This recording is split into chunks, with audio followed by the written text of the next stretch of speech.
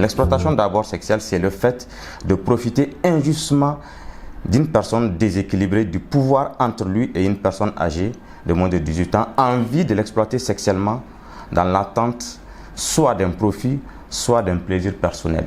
Ça, c'est du point de vue des textes jurisprudentiels et également par rapport à certaines organisations ONG qui ont donné une définition consensuelle par rapport à ces points. Mais sinon, sur le point de législation, c'est que quand on parle d'exploitation, on parle justement de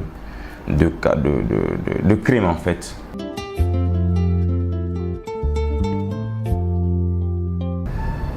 On a un tonton dans notre quartier, il est gentil avec tous les enfants. Je n'étais plus mûre que les autres. Donc, j'avais l'accès à sa chambre, à ses jouets, à ses bonbons, à ses biscuits. Moi aussi, comme j'avais 14 ans, je ne pensais pas à autre chose. J'étais tellement contente que je sois sa favorite. Un beau jour, il m'a appelée dans sa chambre. Il s'est mis à poil devant moi. C'était la toute première fois pour moi de voir un homme nu. Un homme qui a l'âge de mon père. Il m'a demandé de toucher à ses parties intimes. Je n'avais pas accepté, mais au fur et à mesure qu'il insiste, donc moi aussi j'ai accepté, j'ai commencé à toucher à ses parties intimes. Donc après tout ça, il m'a dit de ne rien dire à personne. Il m'a donné des cadeaux, moi aussi, innocente que je suis. Je n'ai pas pensé à grand chose. Il m'a appelé dans sa chambre.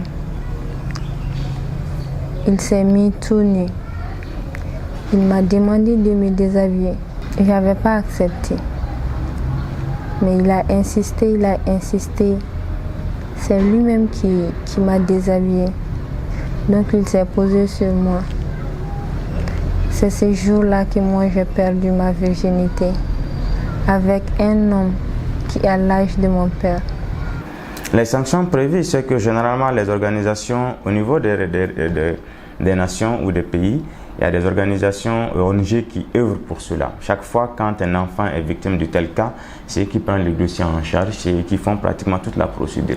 Et maintenant, le juge se contente quand même de pouvoir trancher selon la législation en cours. Ça veut dire qu'il est dans une logique de pouvoir trancher d'une peine de 5 ans à 20 ans. Et il ne peut pas en aucune manière trancher au-delà de 5 ans, surtout quand il s'agit d'un enfant. Avec toutes ces douleurs qui pesaient sur mon cœur, sur mon corps, j'avais mal. Mais comment le dire? Qui va me croire? Après l'acte, j'ai commencé à pleurer.